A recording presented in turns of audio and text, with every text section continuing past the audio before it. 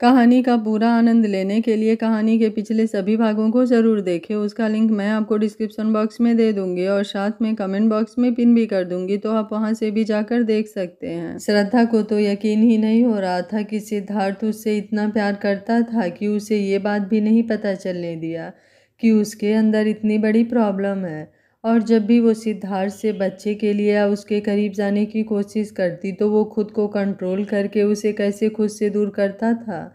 कोई किसी से इतना प्यार कैसे कर सकता है कि उसे थोड़ा सा दर्द भी ना हो, इसलिए वो खुद इतना दर्द बर्दाश्त करते रहे। श्रद्धा का बोलते बोलते गला रूद गया। उसने अपना सिर सिद्धार्थ के सीने पर रख दिया और अभी भी फपक फपक कर रो रही थी। सिद्धार्थ ने उसे अपने सीने में भींच लिया और कहा, इसलिए नहीं बताया, मैं बिल्कुल नहीं चाहता था कि तुम्हें ये एहसास हो कि तुम में कोई कमी है।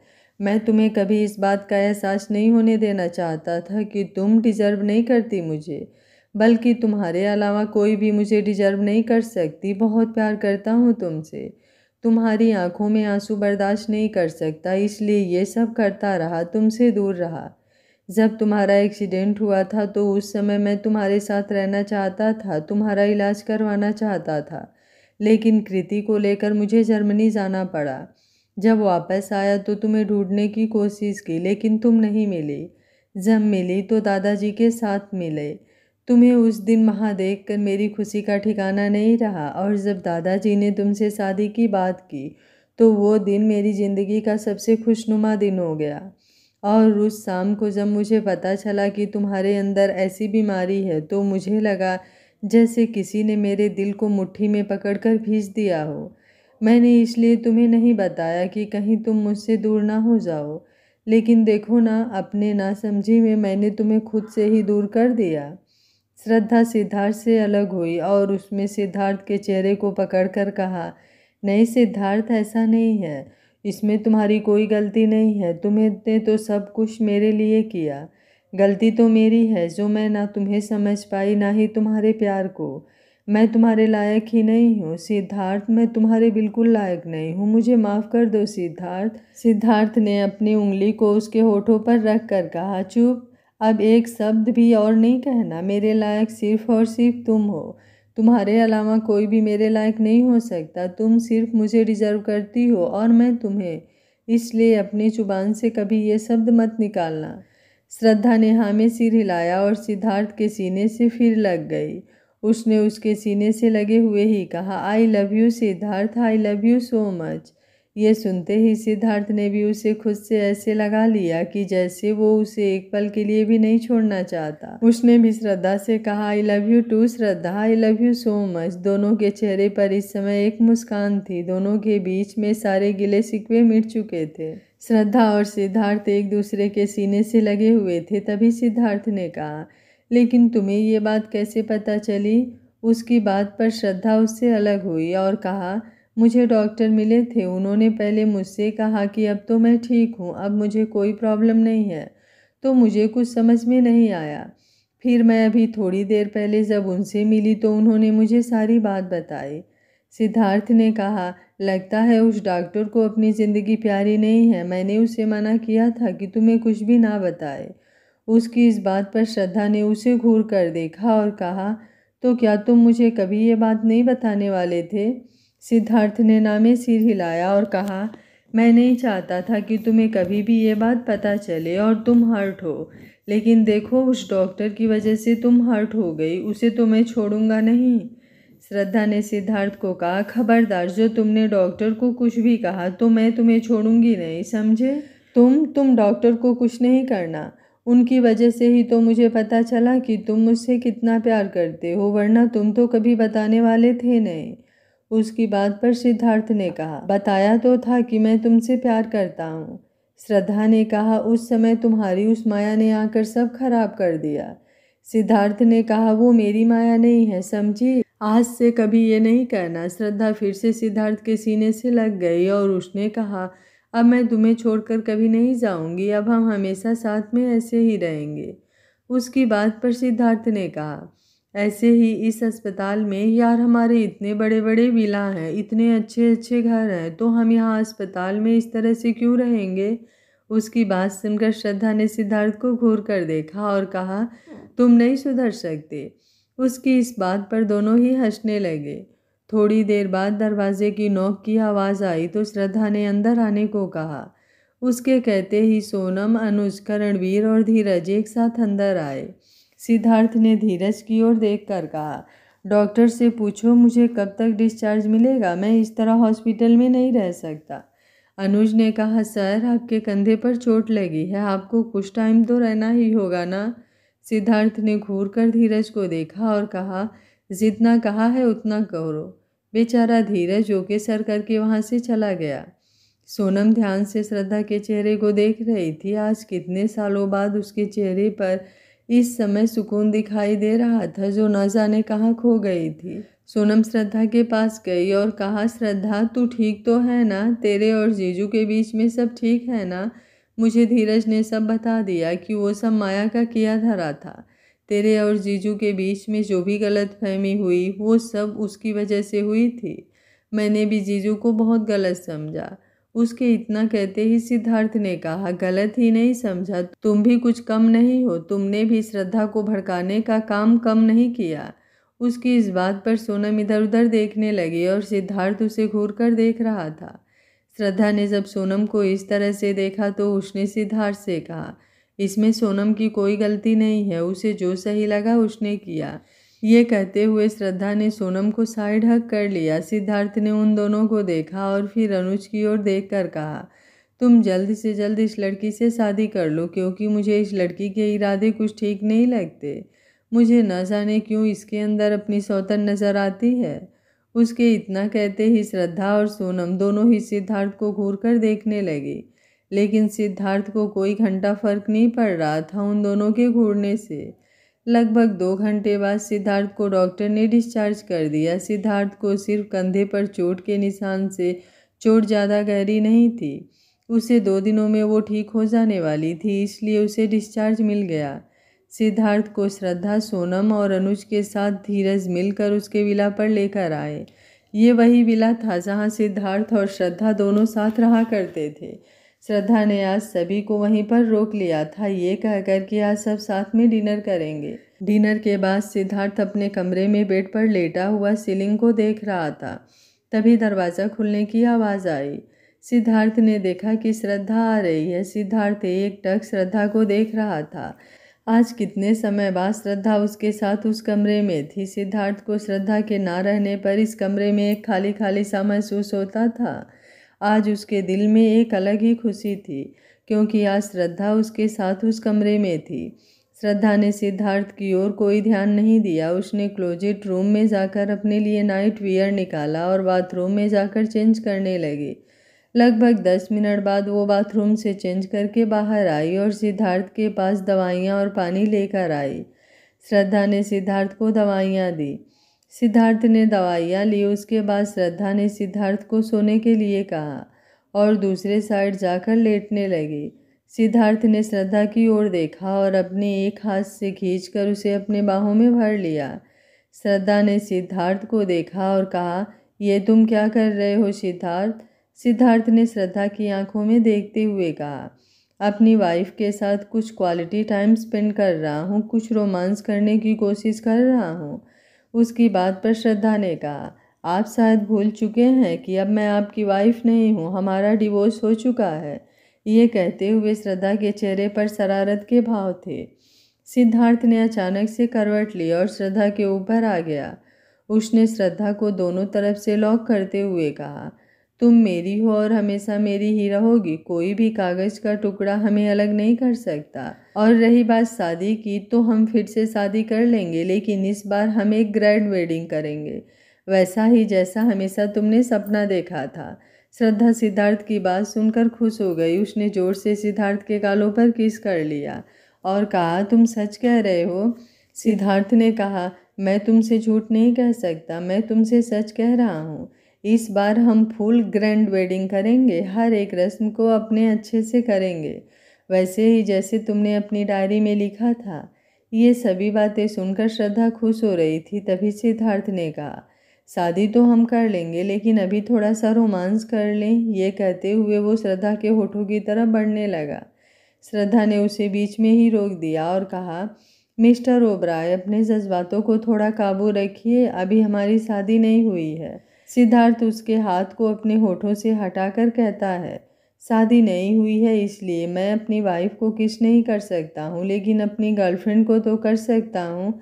मैं ये कहते हुए उसने श्रद्धा कुछ बोलने ही वाली थी कि सिद्धार्थ ने उसकी बोलती बंद कर दी, ये कहते हुए, और उसे किस करने लगा। सिद्धार्थ और श्रद्धा दोनों ही बेडरूम में थे। सिद्धार्थ अभी तक श्रद्धा को किस किए जा रहा था। श्रद्धा भी उस किस में उसका पूरा साथ दे रही थी।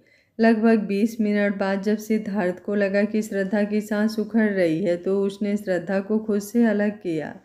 इस समय दोनों के सर एक दूसरे से लगे हुए थे और दोनों की ही सांसें तेज चल रही थी। सिद्धार्थ ने अपना एक हाथ श्रद्धा के चेहरे पर रखा और कहा, तरस गया था तुम्हें अपने पास देखने के लिए, तुम्हें प्यार करने के लिए, तुम्हें अपनी बाहों में भरने के लिए। मुझे समझ में नहीं आता कि मैं कैसे एक्सप्लेन करूं कि इन सालों में मैंने तुम्हें कितना प्यार किया है और कितना तरसा हूं तुम्हें प्यार करने के लिए। मैं बता नहीं सकता कि तुम्हें अपने पास देखकर मैं खुद को कैसे कंट्रोल करता था। डर लगता था कहीं कभी अपना कंट्रोल खो ना दूं, इसलिए अक्सर घर नहीं आया करता था। तुम्हें अक्सर इग्नोर करता था, लेकिन मुझे नहीं पता था कि तुम्हें इग्नोर करते करते मैं तुम्हें इतना इग्नोर कर दूंगा कि तुम्हारे ऊपर मुसीबतें आने लगेंगी। अगर मैंने तुम्हें इग्नोर ना किया होता तो उस दिन तुम्हारा एक्सीडेंट नहीं होता और ना ही वो होटल वाला इंसिडेंट होता। आई एम सॉरी श्रद्धा।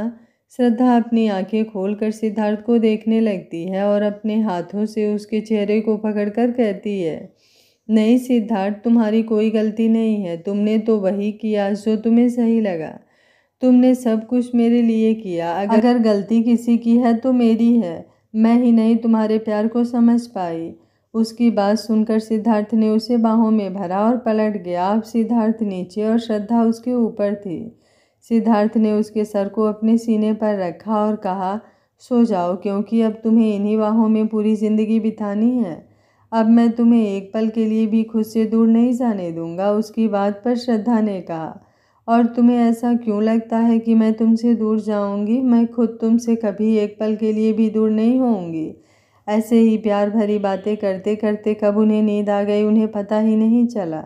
दोनों एक दूसरे के आगोश में सुकून से सो गए। अगली सुबह जब श्रद्धा की नींद खुली तो उसने उठने की कोशिश की, लेकिन उसे अपनी कमर पर किसी की पकड़ महसूस हुई। जब उसने चेहरा घुमाकर देखा तो सिद्धार्थ उसे बाहों में भरे सुकून से सो रहा था।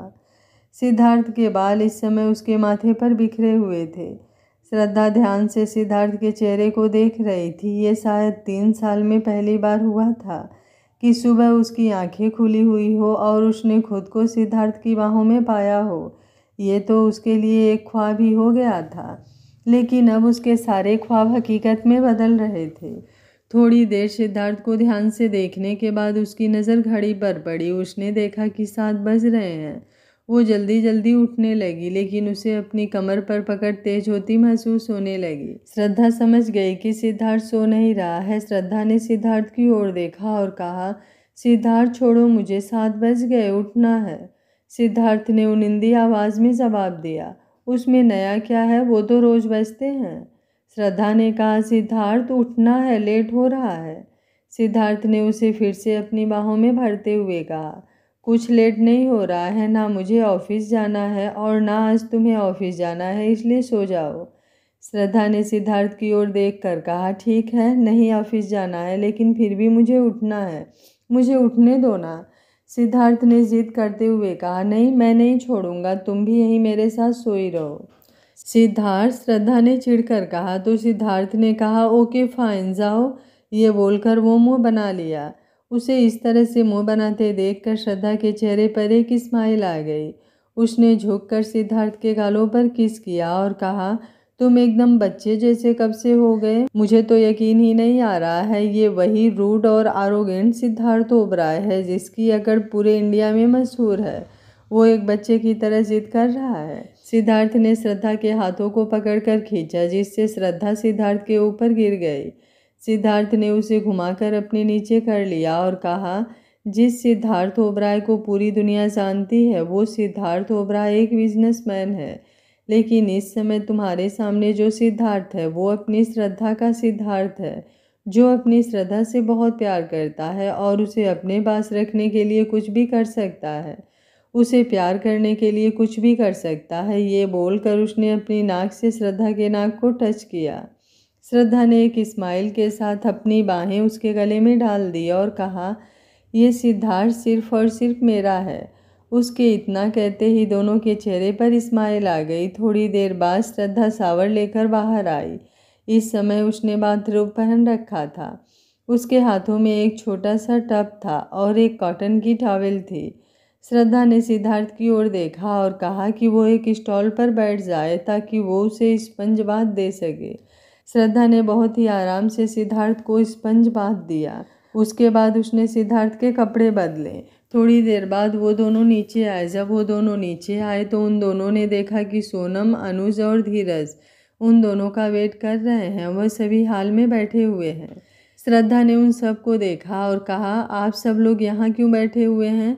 आप लोगों ने नाश्ता किया कि नहीं? उसके बाद पर सोनम ने कहा, नहीं, हमने नाश्ता नहीं किया, हम तेरा वेट कर रहे थे। वैसे तूने बहुत देर कर दिया उठने में। ये कहते हुए सोनम अपनी आंखें मटकाए जा रही थी। उसके इशारों को श्रद्धा ने समझ लिया और उसने सोनम को डांटते हुए कहा, तू कुछ ज़्यादा नहीं बोल रही है, चल चल के ब्रेकफास्ट कर। ये बोलकर वो सिद्धार्थ को लेकर ब्रेकफास्ट टेबल की ओर चली गई। सभी बैठकर ब्रेकफास्ट कर ही रहे थे कि तभी श्रद्धा के फ़ोन पर एक कॉल आती है। श्रद्धा ने देखा कि वो कॉल किसी और की नहीं, मिस्टर सिन्हा की है। श्रद्धा ने फ़ोन उठाया और उनसे कुछ बातें करने लगी। बात करते हुए ही श्रद्धा के चेहरे पर एक अलग सी चमक दिखने लगी। उसके चेहरे की चमक देखकर सभी समझ गए कि ज़रूर कोई गुड न्यूज़ है। श्रद्धा ने जैसे ही अपना फ़ोन रखा, सिद्धार्थ ने श्रद्धा से पूछा, श्रद्धा क्या बात है? तुम्हारे चेहरे की चमक तो बता रही है कोई गुड न्यूज़ है। उसकी बात पर श्रद्धा ने कहा, हाँ, कुछ समय पहले मैंने एक डिज़ाइनिंग कंपटीशन के लिए अपनी कुछ ज्वेलरी डिज़ाइंस भेजी थी और उस कंपटीशन का फाइनल रिजल्ट आ गया है। मैं उस कंपटीशन को जीत गई हूँ। उसके लिए कल एक छोटा सा फंक्शन है जिसमें मुझे अवार्ड दिया जाएगा। उसकी बात सुनकर सिद्धार्थ बहुत खुश होता है। ऐसे ही दिन बीत रहे थे। श्रद्धा सिद्धार्थ का पूरा ख्याल रख रही थी।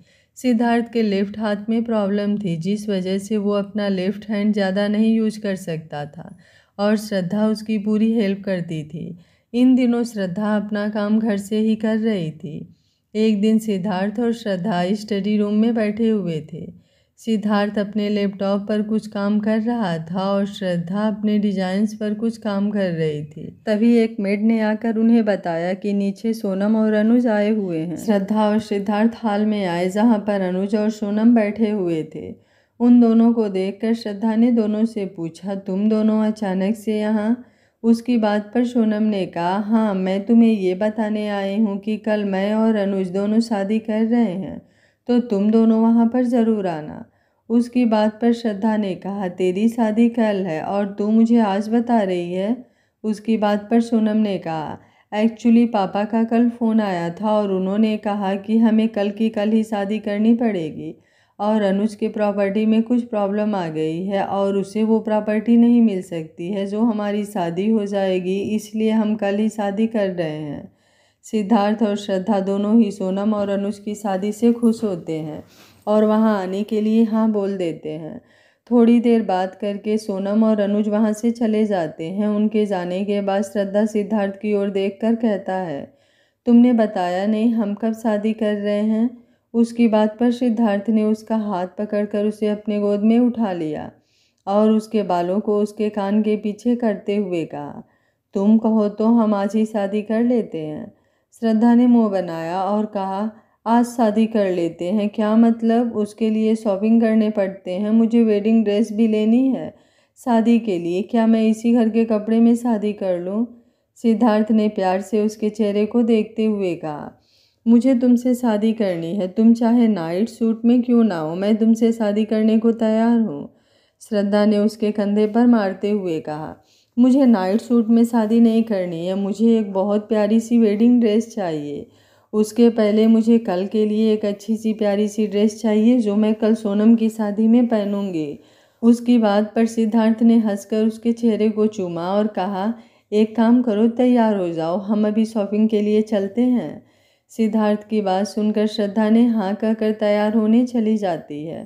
थोड़ी देर बाद वो दोनों कार में थे और उनकी कार एक बड़े से आलीशान मॉल के सामने रुकती है। ये मॉल भी सिद्धार्थ का ही था। श्रद्धा और सिद्धार्थ एक दूसरे का हाथ पकड़े हुए मॉल के VIP सेक्शन में जाते हैं। वहाँ पर दोनों सोफे पर बैठ जाते हैं। मैनेजर सिद्धार्थ को देखकर कहता है, सर आपने जो ड्रेस ऑर्डर करने को कही थी वो हो गई है। ये कहकर वो सिद्धार्थ की ओर देखने लगता है।